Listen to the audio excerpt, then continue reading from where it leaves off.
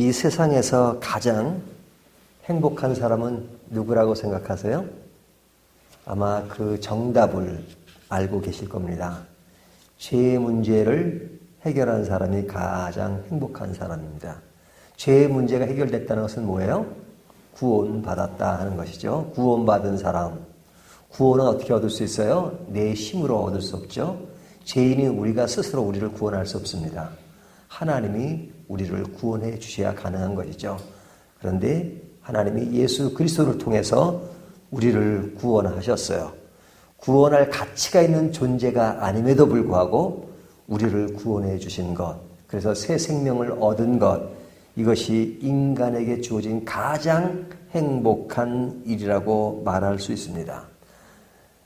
이렇게 행복을 누린 사람은 늘 무엇을 인지하고 사냐면 하나님의 은혜를 알고 삽니다. 은혜라는 말은 뭐예요? 나에 의해서가 아니라 하나님이 선물로 주어진 것, 그것이 우리에게 너무 큰 기쁨이죠. 그래서 새로운 세계를 경험하고 삽니다. 그 새로운 세계가 무엇인가 하는 것은 어제 본문까지 천국이 무엇인가 하는 것을 우리에게 말씀해 주고 있어요. 그래서 이 새로운 세계에서 삽니다. 물론 이 세상에 사는 동안 고난이 늘 따릅니다. 그러나 그 고난 가운데서도 천국의 삶을 사는 것, 이것은 뭐예요? 믿음으로 그런 어려움들을 견디고 사는 사람, 이것이 믿음의 사람이고 행복한 사람이라고 말할 수 있어요. 그런데 이제 이 말을 뒤집어서 바꿔서 보면 이 세상에 가장 불행한 사람이 누구냐 하는 것은 죄의 문제가 해결되지 않은 사람입니다. 이 사람은 제일 가엾고 불쌍한 사람이라고 말할 수 있죠. 자, 오늘 본문에는 헤롯의 이야기가 나옵니다. 이 헤롯은 사실 왕이지만 가장 불쌍한 사람입니다. 왜 그러냐? 조금 전에 말씀드린 것처럼 죄의 문제가 해결되지 않았기 때문에 그렇습니다. 그러니까 오늘 본문에 나오는 그 헤롯의 이야기는 제 길로 가는 사람의 모습이 어떤 것인가 하는 것들을 생각하게 합니다. 자, 이 사람의 길이 어떤 것인가 하는 것을 볼 수 있는데요. 자, 이 사람은 헤롯입니다. 1절을 보면 그때 분봉왕 헤롯이 그러죠. 이 분봉왕이라고 하는 것은 뭐 사실은 엄밀하게 따지면 왕이라고 말할 수는 없어요. 하지만 그 당시에 그냥 왕이라고 불러준 겁니다. 그러니까 이 사람의 아버지가 헤롯 대왕이잖아요. 헤롯 대왕이 죽고 나서 그 아들들에게 이 땅을 나눠줬습니다. 그래서 이스라엘 자체가 뭐 크지도 않은데 그 땅이 이렇게 세 개로 갈려가지고 아들들에게 하나를 준 겁니다. 그래서 이 분봉왕 이 사람은 그 우쪽 갈릴리 쪽의 지역을 맡은 왕이에요. 그러니까 그 왕이라고 불림을 받은 거죠. 그럼 하나의 뭐 영주와 같은 거죠. 근데 이 분봉왕이 이제 그 예수님의 소식을 듣고 그가 어떤 행동을 하느냐. 1절 그때 분봉왕 헤롯이 예수의 소문을 듣고 그러죠. 자, 예수님은 이 땅에 왜 오신 거예요? 우리를 구원하러 오신 거잖아요. 그래서 그가 메시아로서 여러 가지 활동을 하신 겁니다. 그런데 그렇게 활동하시는 예수님의 소문을 들었어요. 누가? 헤롯이. 하지만 그가 그 예수님을 통해서 이분이 인간의 죄를 용서하러 오셨구나 라고 이해를 했다면 얼마나 좋겠어요. 하지만 2절을 보면 그 신하에게 이르되 이는 세례 요한이라 그가 죽은 자 가운데서 살아났으니 그러므로 이런 능력이 그 속에 역사하는도다 하도다. 자, 그 능력은 인정했습니다. 예수님이 하시는 그 능력, 그것은 인정을 했어요. 하지만 그를 누구라고 보는 거예요? 세례 요한이 죽었는데 죽은 세례 요한이 살아났도다 이렇게 생각하는 거죠. 그러니까 지금 이 사람에게는 지금 마음의 병이 있는 겁니다. 마음의 병이 있어요. 어떤 마음의 병이냐? 세례 요한과 연결된 병이에요. 자, 그 뒤에 나오는 것이 3절 보면 이제 과거를 해석하는 겁니다. 전에 그러죠. 과거를 해석하는데 어떤 과거를 해석하느냐? 세례 요한과의 관계를 해석하는 겁니다.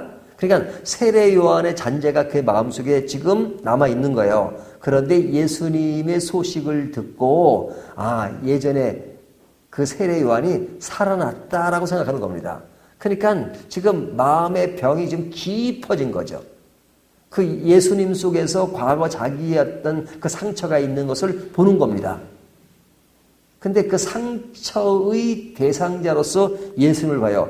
그분을 보고 죄의 문제를 해결한 메시아로 볼 수 있었는데 그 메시아를 못 보는 거죠. 자, 그런 모습은 그의 상처가 얼마나 깊은가 하는 것을 보여주는 겁니다. 그러니까 지금 이 사람은 굉장히 불안해하는 거죠. 왜 불안해하느냐? 이제 뒤를 보면 나오지만 죄의 문제로 불안한 겁니다. 사람이 왜 불안을 느낀 줄 아십니까? 죄의 문제가 해결되지 않으면 불안해요. 근본적인 죄. 우리가 죄의 문제가 해결됐다 하더라도 이 세상 자체에서 완전하지 않으니까 우리가 슬픈 일도 경험하고 어려운 일도 경험하고 고독한 일도 경험합니다.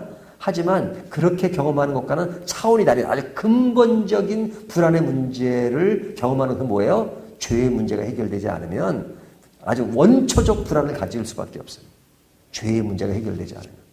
근데 지금 이 사람을 통해서 원천적인 죄의 문제가 가증되어 있다 하는 것을 아주 깊이 느낄 수 있습니다.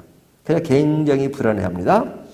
그래서 이 사람이 이제 불안해하는, 두려워하는 그런 내용들이 많이 지금 언급되고 있는데요. 5절을 보시면 헤롯이 요한을 죽이려 하되 무리가 그를 선지자로 여김으로 그를 두려워하더니. 자, 이거 이제 과거를 해석하면서 하는 얘기입니다. 자, 그가 두려워해요. 왜 두려워하느냐? 요한을 죽이려고 하는데 요한에 대해서 사람들이 그를 선지자로 여김으로 그를 두려워했다. 그러니까 세례 요한을 두려워한 거죠. 지금 세례 요한은 자기가 옥에 가둬놓고 있습니다. 자기 수하에 지금 자기가 컨트롤하고 있어요. 그럼에도 불구하고 세례 요한을 두려워해요. 왜? 사람들이 그를 선지자라고 하니까. 그러니까 선지자를 함부로 죽였다가 그 결과가, 그 대가가 자기에게 오지는 않을까 하는 그 두려움을 가지고 있단 말이죠. 자, 세례 요한을 두려워할 뿐 아니라 지금 무리를 두려워하죠. 청중이라기보다는 그 무리를 두려워, 백성들을 두려워합니다. 왕이 백성들을 두려워하는 자세는 필요해요. 근데 지금 이 사람이 두려워하는 그런 차원에서 두려움이 아니라 그냥 아주 자기 중심적인 두려움이란 말이죠. 좋은 의미에서 두려움이 아니라. 그러니까 자기가 하는 결정이 다 두려운 겁니다. 9절 왕이 근심하나 자기가 맹세한 것과 그 함께 앉은 사람 때문에 주라 하고. 이것은 뭐냐면 지금 왕궁에서 지금 그가 아내를 얻었는데 그 아내를 정상적으로 얻은 아내가 아니잖아요. 그러니까 그의 동생이 있는데 그의 동생도 헤롯이죠. 빌립 헤롯입니다. 그 헤롯의 아내를 가로챈 거예요. 가로채서 아내로 삼은 겁니다. 그러니까 세례 요한이 그것은 잘못됐다고 얘기한 거니까 그런 세례 요한의 그런 외침에 세례 요한을 가둬놓은 거잖아요. 그런 와중에 그의 딸이 그가 얻은 딸이 아내의 딸이 아내라고 해요. 그 아는 불륜의 여자죠, 사실은. 그 여자의 딸이 지금 춤을 추는 것을 보고 그냥 좋아가지고 네가 원하는 건 다 주겠다. 그런데 뭘 달라 그래요? 세례 요한의 머리를 달라 그러잖아요. 그 세례 요한의 머리를 달라고 하는 그 사람은 자기 생각이 아니라 자기 어머니 생각이죠. 세례 요한이 공격을 하니까. 그래서 그 말을 들은 이 헤롯이 근심하는 거죠. 왜? 말은 해놨으니까. 세례 요한의 머리를 달라고 할 줄은 몰랐죠. 그러니까 이 사람은 자기 결정에 대해서 지금 굉장히 두려워하는 겁니다. 그러니까 앞에도 불안, 뒤에도 불안해요. 그는 바른 삶을 살지 않았습니다. 조금 전에 말씀드린 것처럼 동생의 아내를 취하는 그런 모습을 취한단 말이죠. 그러니까 그런 죄 가운데서 불안해하니까 자기의 문제를 지적하는 사람에 대해서 용납할 수가 없는 거죠.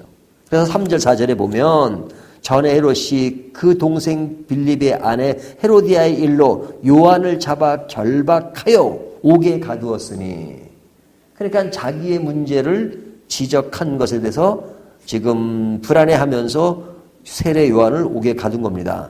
이는 요한이 헤롯에 말하되 당신이 그 여자를 차지한 것이 옳지 않다 하였습니다.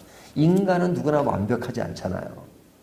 그러면 완벽하지 않은 것에 대해서 잘못이 인정되고 잘못이 이야기된다 그러면 그것에 대해서 내가 잘못했습니다 하는 것이 정직한 사람이고 비겁한 사람이 아니고 용감한 사람이에요. 잘못을 인정할 줄 아는 거. 근데 이 사람은 잘못을 인정하지도 않고 잘못했다고 지적하는 사람을 옥에 가두고 그리고 스스로는 굉장히 불안해하고. 그렇죠? 그러니까 이 잡아놓고 뭐 이런 것들이 불안해서 그런 거예요. 강한 자는 어때요? 손 톡톡 털면서 내가 진짜 내가 잘못했다. 그리고 그렇게 말하는 사람에 대해서 맞습니다. 인정할 줄 아는 것. 그것이 강한 사람이잖아요. 그러니까 이 헤롯 같은 사람은 실제로 강한 사람이 아닌 거예요. 약한 사람인 거예요. 그러니까 자신의 두려움 속에서 벗어나지 못해요. 그러니까 그런 가운데서 실수가 연속되죠. 실수가. 그 중에 하나가 뭡니까? 말 실수죠. 그냥 그 춤추며 그런 것에 대해서 그 당시 춤추는 그런 것들은 굉장히 어떤 성적인 것을 자극하는 그런 춤이었다 그래요. 그러니까 그냥 그 상태에 빠져가지고 그냥 네가 원하는 건 다 주겠다. 그런데 세례 요한의 머리를 달라고 하니까 이미 말은 뱉었고 왕이 말은 한번 뱉어냈는데 그걸 또 담을 수가 없잖아요. 그러니까 이 헤롯은 실제로 세례 요한을 죽이고 싶지는 않았어요. 옥에 가뒀지만 그를 두려워한 것은 그를 선지자고 하니까 그를 함부로 대했다가는 자기에게 어떤 일이 벌어질 거라는 그런 두려움이 있었기 때문에 죽이지 못한 거잖아요. 그런데 이미 말을 뱉어냈으니까 원하는 걸 다 해주겠다 그러니까 근데 죽여달라 그러니까 그냥 들은 사람들도 있고 체면도 있고 그러니까 어쩔 수 없이 죽이는 사건이잖아요. 그러니까 그릇된 말실수로 인하여 그릇된 판단에 따라갈 수밖에 없는 것이죠. 그릇된 것에 발을 담그면 헤어나기가 어려운 것입니다. 결국 그는 어떻게 합니까? 세례 요한을 죽이잖아요. 그러니까 그는 원치 않는 일을 행하게 되고 그리고 그것에 따라서 세례 요한은 죽게 됩니다. 살인자가 된 것이죠. 이것이 어떤 길이에요? 죄인의 길입니다. 죄의 문제가 해결되지 않는 길은 계속해서 그의 죄의 그런 모습들이 증폭돼서 결국은 원치는 않았지만 살인까지 하게 되는 그런 모습이 나온단 말이죠. 자, 이 헤롯에 대한 이야기를 좀 벗어나서 이제 누구 얘기를 좀 해보면 좋으냐면 세례 요한에 대한 얘기를 하면 세례 요한은 죽는 일로 오늘 본문에 그런 나오는 내용입니다. 세례 요한은 죽습니다. 하지만 세례 요한은 죽지만 고난 속에 죽지만 그러나 세례 요한은 예수 그리스도를 외친 자고 그리고 무엇이 옳은 것인가를 외친 자입니다. 그래서 헤롯을 향해서 당신은 그런 행동이 옳지 않다라고 강하게 이야기했던 자죠. 결국 그 일로 인해서 죽고 맙니다. 하지만 그의 죽음은 헛된 것은 아니에요. 자, 세례 요한은 어떤 자였어요? 예수님을 예비하는 자였고 예수님을 전하는 자였잖아요. 말로만 예수님을 전하는 것이 아니라 그의 죽음을 통해서 예수님의 죽음을 바라보게 합니다. 사실은 예수님의 죽음은 어떤 죽음이에요? 그냥 인간적으로 말하면 억울한 죽음이죠. 하지만 영적으로 보면 우리의 죄를 사하는 죽음이죠. 그러니까 세례 요한의 죽음을 통해서 지금 어떤 상태에서 세례 요한이 죽은 거예요? 그가 어떤 악한 일로 죽은 것이 아니잖아요. 의의 길을 갔던 사람이지만 죽임을 당하잖아요. 예수님도 마찬가지죠. 의인의 길을 가셨던 분이잖아요. 하지만 우리의 죄를 용서하시기 위해서, 우리를 구원하기 위해서 십자가를 지신 것이잖아요. 그러니까 오늘 본문에는 두 가지를 비교하게 합니다. 악인의 길을, 죄인의 길을 딱 보여주면서 그 문제를 해결하시는 예수 그리스도의 길이 어떤 것인가 하는 것들을 세례 요한을 통해서 되어질 일들을 지금 예고편처럼 보여주는 이야기란 말이죠. 그러니까 세례 요한의 죽음은 굉장히 슬픔을 자아내지만 그러나 그 슬픔 속에는 역설적인 희망의 이야기를 하고 있는 것입니다. 자, 그렇다면 우리의 길이 어떤 길이어야 되는가? 죄인의 길이 아니라 의인의 길을 가야 되는 거죠. 그 의인의 길을 가는 것은 예수 그리스도 안에서 가능한 것이니까 그 안에 간다면 행복의 길을 가는 것이고, 행복의 길을 가는 사람이라면 헤롯이 보였던 그런 형태의 모습이 아니라 그와 다른 형태의 길을 갈 수 있다 하는 것을 오늘 본문이 보여주고 있습니다. 오늘 이 말씀 바라보면서 우리의 길이 죄인의 길이 아니라 의인의 길을 가게 되고 의인의 길로 행복을 맛보는 저와 여러분이 되시기를 주님의 이름으로 축원합니다.